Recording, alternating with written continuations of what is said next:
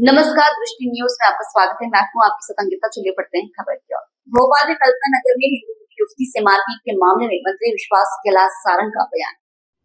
भोपाल में कल्पना नगर में हिंदू युवती से मारपीट के मामले में मंत्री विश्वास कैलाश सारंग का बयान।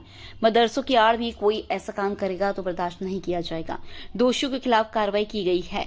मदरसों में इस तरह के लोग इकट्ठा क्यों हो रहे हैं, यह जांच का विषय है। सभी मदरसों की जांच होनी चाहिए। कठोर से कठोर कार्रवाई की जाए। अवैध मदरसों पर कार्रवाई होगी। पुलिस को सख्त कार्रवाई के निर्देश दिए हैं। पूर्व विधायक आरडी प्रजापति के बयान पर मंत्री विश्वास सारंग का बयान। विपक्ष के नेताओं के बयान विपक्ष की शर्मनाक और विकृत मानसिकता को परिलक्षित करते हैं।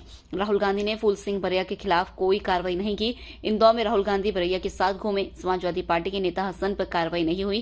कांग्रेस और समाजवादी पार्टी के सनातन के खिलाफ मानसिकता का यह बयान।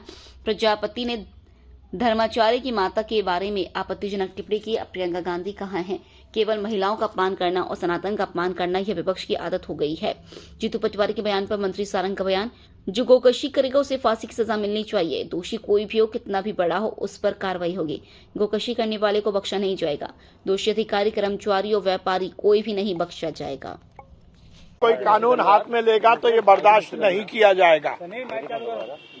कार्रवाई हुई है और सख्त कार्रवाई होगी।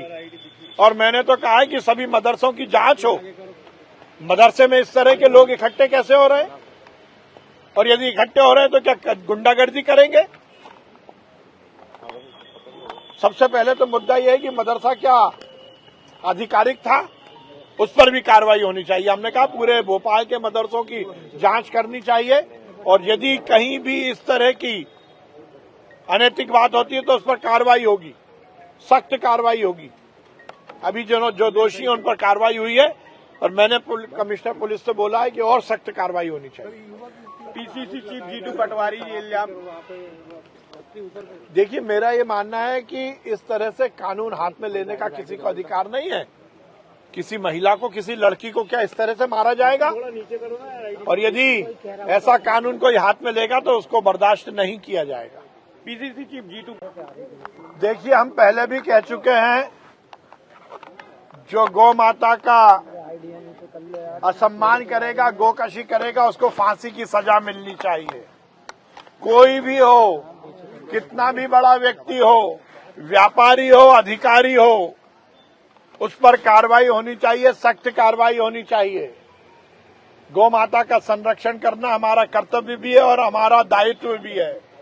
यदि किसी ने गोकशी की है तो वो बख्शा नहीं जाएगा, ये सुनिश्चित है। और मैंने तो कहा उस पर फांसी दी जानी चाहिए।